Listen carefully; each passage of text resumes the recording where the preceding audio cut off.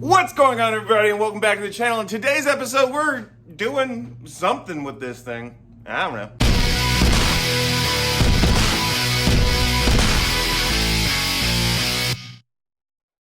If you guys are new to the channel, make sure that you go ahead and hit that subscribe button and go ahead and hit the bell notification too. That way you can see anytime that we upload videos. I'll give you a moment to do it right now. Like, trust me, you're gonna want to do this. Did you hit it? Did you hit it? You hit it. Yeah, you hit it. Yeah. We post videos every Monday and Thursday. Thursdays are kind of travel videos, doing a little bit of fun stuff behind the scenes. Monday videos are always working on something. In today's episode, we are gonna go ahead and work on the BMW. Now, if you guys watched last week's video, you know that I'm having quite a bit of trouble getting this transmission out of this piece of junk. Maybe I shouldn't say piece of junk, because we wanna sell this. So, this soon to be awesome drift car. Yeah, that's what I was looking for. I've been consulting with Drew via text message. He thinks I'm missing bolts. I know I'm not missing bolts. He's now telling me, get down there and just whack it a little bit. That didn't sound right. I need to get my brain together before this episode goes any further. Now, whereas I know that you guys would love to see a third video in a row of me unsuccessfully trying to get this damn transmission out, I'm not gonna do that. I'm not gonna do that, because in all reality, I know that you guys are getting tired of seeing me just try to get something done. What we need to do in today's video is actually get something done. So what we're gonna do is we're gonna put the transmission to a side right now, because it's starting to get on my nerves a little bit. And you know how things happen in the garage when they got on your nerves and you start hitting it, you start swearing, the neighbors come over, what's going on? You punch them in the face, cops get called, all kinds of things start getting crazy. So what we're gonna do today is we're gonna hop inside the vehicle for probably the first time in a very, very long time, and we're gonna start scouting out a location to where we can mount the drift stick. What we have here is the NST non-stop tuning handbrake.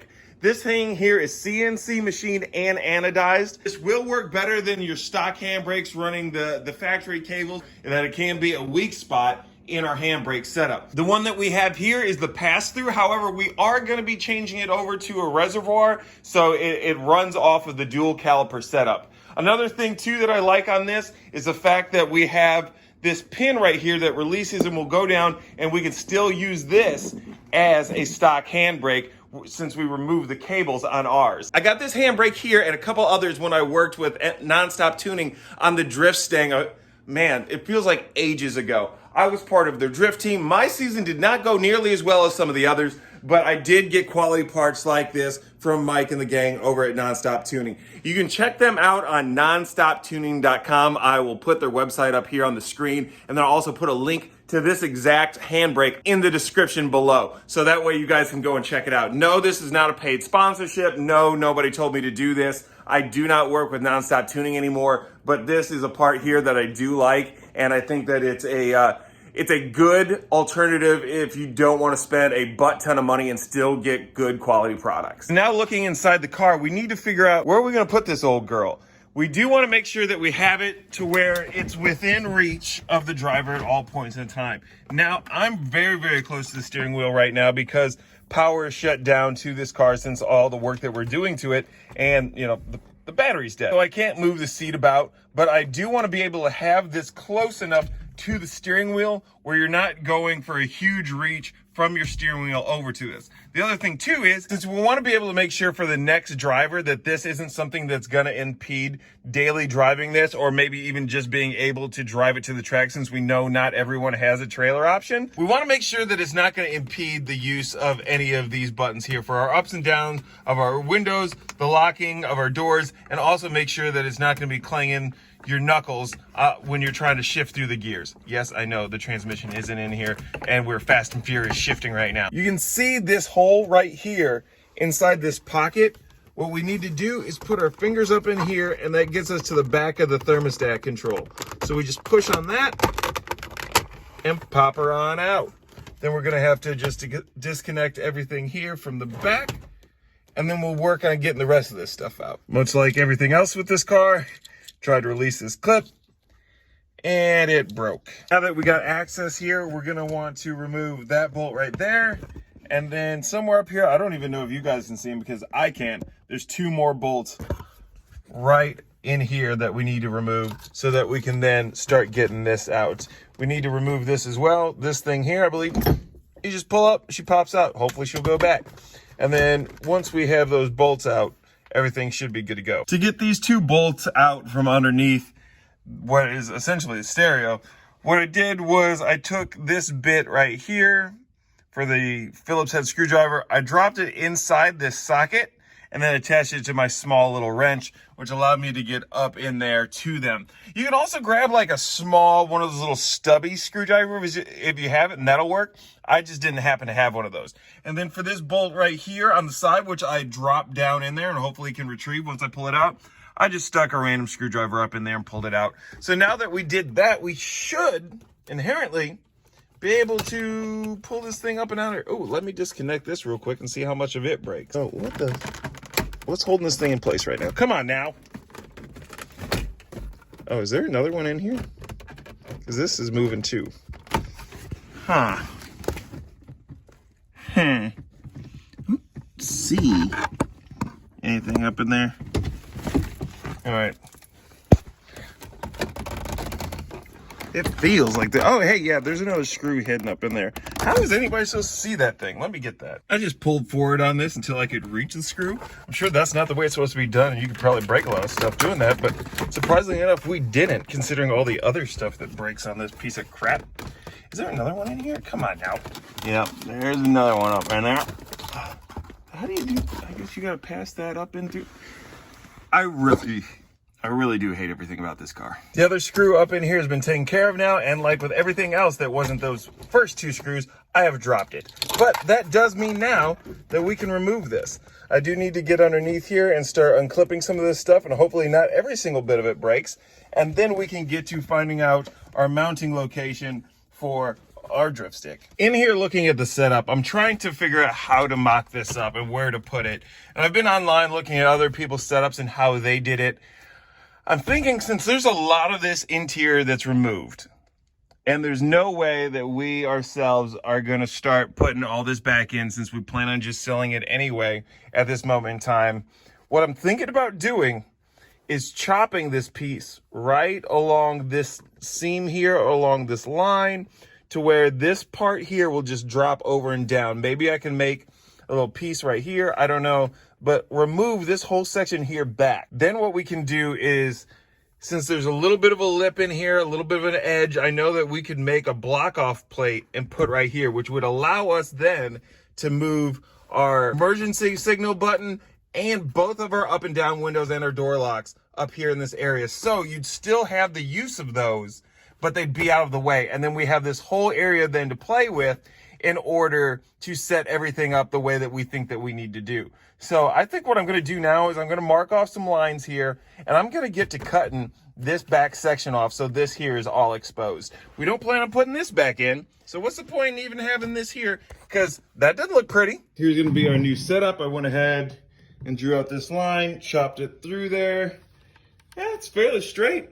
I just need to get out the sections that are inside the car now along this line, which is going to be a little bit trickier because it's such a tight space, because the seat won't move at this moment in time, and because I don't want to cut through any wires that are potentially in here. Now, could I do the right thing and just pull all this out? Yeah, maybe. But I just don't think that I feel like going to all that work, but I could just be lazy and potentially damage things. Well, there's the piece removed and taken out of the vehicle. I tried to shape it a little bit to make it look kind of fancy. If we look over here, this piece here is dropped. That's just because there's a screw that goes here that isn't in there, and then the other screw that goes from the center console section into here is removed. So that, of course, just flopped down. But we're gonna try and take care of that stuff. I might even chop the back off of that right now. That way we can put everything back in there, run wiring up through there. So all I have to do really is just make a plate and glue it in place once I get ready for that. And there we have it. The back is off. It was just really that thin section. I rode that curve all the way around to get that off so we can now run our wires up and through there.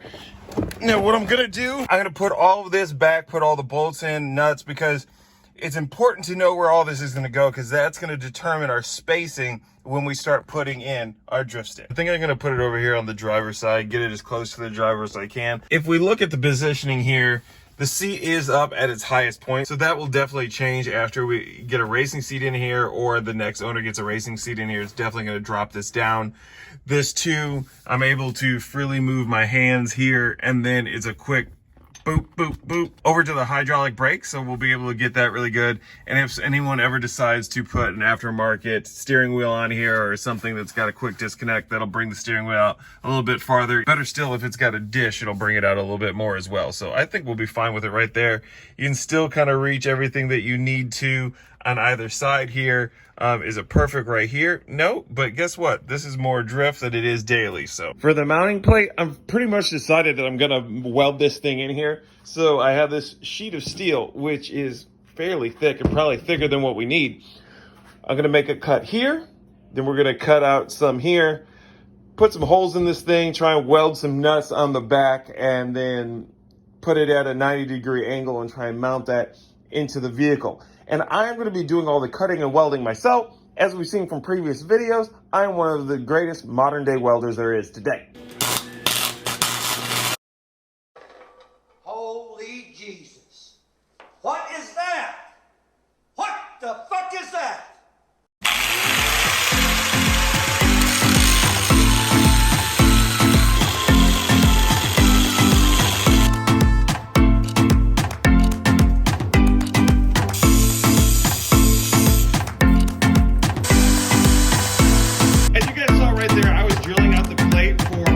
To mount onto. Right here are the different drill bits I use. I did a step-up technique. That way you don't snap your bit off. It's a little bit easier to do it. I was soaking it with quite a bit of WD-40. If you guys look down here, you can see that I got a lot of it caught down here in this little bucket. Maybe we'll be able to use that a little bit later. I don't know, but these are the bits that I use to step up. So now we're gonna have our drift stick right here. We have our plate that we drilled out to be a little bit larger than those holes right there. That way we don't have to worry about anything catching or snagging once we fully weld on the nuts to the back. Our holes in the back are stationary. Up front, it kind of free floats around a little bit if you want to do it that way, but the way that we have these holes is going to perfectly line up, and we're going to be able to mount this. As you can see back here, it kind of hangs off when we line it up correctly, but I should be able to fix that, maybe grind it down a little bit. I don't know yet. It really depends on if we care if it's aesthetically pleasing. This most likely is going to be spray painted black anyway, and you won't notice. But our next step is to flip it over and start welding on our nuts on the back. I've picked out some like this. As you can see, they got a lip on them. That way it makes it easier for me to weld these onto the back of the plate. So then we're going to be able to take this and put it at a 90-degree angle, something similar to this. I do have these gussets right here from the old drift car, our S197. I'll be able to put those in a few places along here, 2, maybe 3 if I'm lucky I can fit on there, and that way it'll add some extra support when we go ahead and weld it into the car. We're going to leave this project where it is for right now. Next Monday, what we're going to be doing is doing all the welding to get that thing into the vehicle. But right now, I got a plane to catch.